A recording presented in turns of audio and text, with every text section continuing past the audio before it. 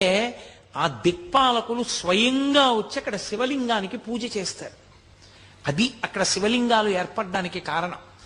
ఆ దక్షిణ దిక్కున ఉన్నటువంటి లింగానికి యమలింగం అని పేరు. ఎందుకంటే దక్షిణ దిక్కుకి అధిపతి యమధర్మరాజు గారు, అది పితృస్థానం.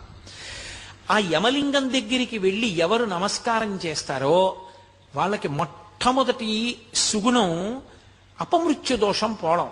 రెండు, 1కి 10 పర్యాయములు నిరూపింపబడింది. అరుణాచల క్షేత్రంలో ఆయనే కొంతమందికి స్వప్నంలో దర్శనమిచ్చి రమ్మని అడిగాడు. ఎముకలు విరిగిపోయినటువంటి వాళ్ళు కట్లు కట్టించుకున్నప్పుడు ఎముకలు బాగా ఉన్న వాళ్ళు ఎముకలు విరిగిపోకుండా ఉండడానికి, ప్రమాదములు జరగకుండా ఉండడానికి యమలింగ దర్శనం పెట్టింది పేరు.